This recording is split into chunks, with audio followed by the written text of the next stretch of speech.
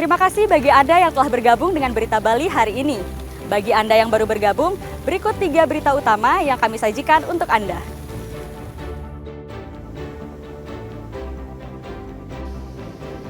Gelombang tinggi menyeret 2 kapal hingga ke pantai Tanah Ampo, Karangasem.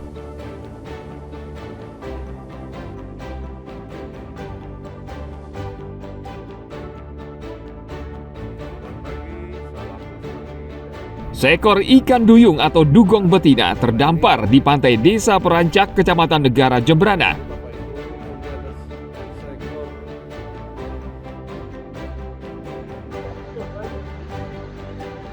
Festival Jatiluwih membawa dampak positif bagi perekonomian masyarakat, terutama pelaku UMKM.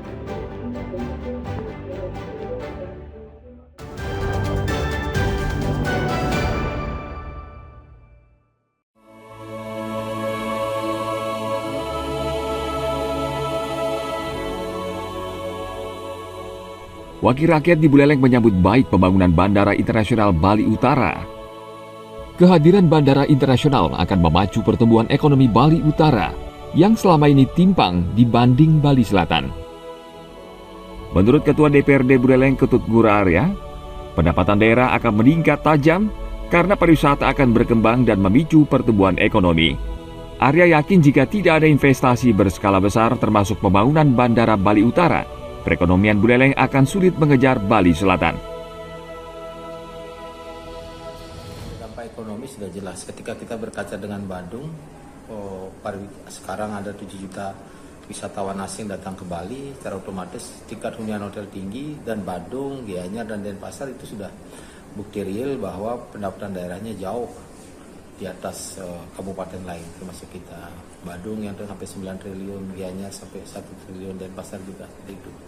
Buleleng juga nanti harus berupaya. Dengan adanya seperti ini, jelas dampak ekonomi yang besar pasti ada di Buleleng. Hal yang sama juga disampaikan Nyoman Gede Wandira Adi, Wakil Ketua DPRD Buleleng.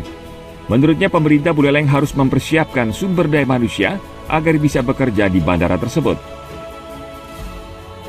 Kalau bandara sudah bisa berdiri, tentu pemerintah daerah mempunyai beban tersendiri untuk menyiapkan SDM. Nah, disinilah peran kita bersama untuk bisa menyiapkan SDM masyarakat Bali, Buleleng khususnya, agar kebesaran bandara, rezeki dari berdirinya bandara benar-benar bisa dinikmati oleh warga Bali, warga Buleleng, Karangasem, Jembrana, Bangli khususnya. Jadi mau tidak mau kita harus menyiapkan SDM sedini mungkin. Wacana pembangunan Bandara Internasional di Bali Utara sudah ada sejak lama, namun hingga kini belum juga terrealisasi. Jika terlaksana, nilai investasi pembangunan bandara ini berkisar 50 triliun rupiah dari dana APBN. Tim Liputan melaporkan dari Buleleng.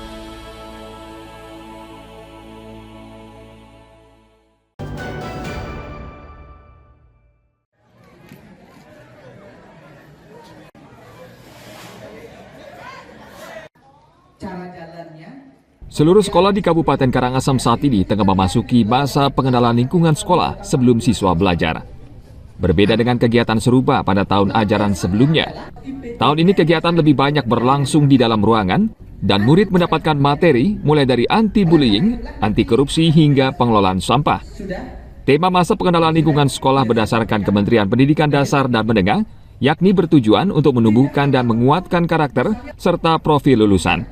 Selain anti-bullying, anti-korupsi, dan pengelolaan sampah berbasis pada sumbernya, siswa juga mendapat materi pentingnya literasi dan pembangunan karakter murid. Bagaimana MPLS ini berlangsung dengan ramah sesuai dengan tema MPLS tahun ini dari Kemendikdasmen Pusat. Kemudian juga orientasinya diarahkan pada anti-bullying. Berikutnya juga sesuai dengan instruksi Bapak Gubernur, pengelolaan sampah berbasis sumber. Nah, termasuk di sekolah SMA Negeri 1 Amblapura sudah ada 4 depo modern sebagai langkah awal untuk mengelola sampah-sampah organik melalui proses alamiah atau proses fermentasi. Sementara sampah plastiknya sangat minim sekali, itu dibantu oleh lingkungan hidup Kabupaten Karangasem. Dan materi yang lain juga materi anti korupsi serta materi-materi lain menyangkut kurikulum yang terbaru sekarang. Khusus untuk materi pengelolaan sampah berbasis pada sumbernya, SMA Negeri 1 Amlapura mengajarkan kepada murid baru bagaimana memilah sampah yang benar. Sampah organik misalnya harus dibuang di tebe modern di sekolah. Sementara sampah plastik dikumpulkan untuk dibawa ke bank sampah di kantor Dinas Lingkungan Hidup Karangasem. Tim Liputan melaporkan dari Karangasem. Proposal bisnis atau ide kreatif.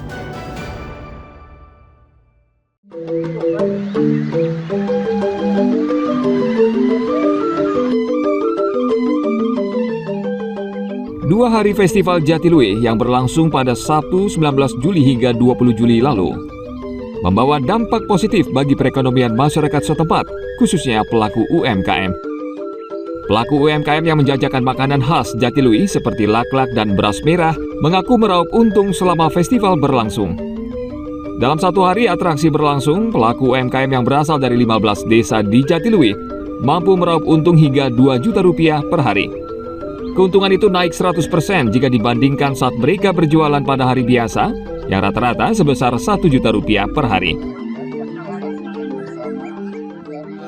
Memang di sini kita sudah berbagi ke masing-masing banjar adat di Jatiluwih. Kita ada 7 banjar adat di Jatiluwih, itu sebenarnya sudah semua kebagian stand. Tapi untuk saat Jatiluwih Festival ini kita memang menambah stand dari 7 stand menjadi hampir 15 stand, yang itu semua kerajinan lokal, semua produk lokal, semua masyarakatnya datang dari Jatiluwih sendiri. Memang di hari-hari biasa saya lihat sih dia pendapatannya sampai 1 juta, tapi kemarin itu sudah dapat jualan di atas 2,5 juta per hari.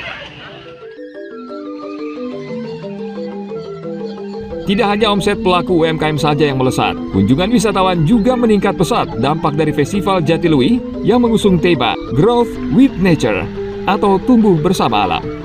Berdasarkan data pengelola, jumlah wisatawan ke Jatiluwih selama festival berlangsung naik 100%. Sejak Sabtu 19 Juli, kunjungan wisatawan mencapai 1.500 orang dan pada Minggu 20 Juli jumlahnya melesat naik mencapai 3.000 wisatawan per hari. Tim Liputan melaporkan dari Tabanan.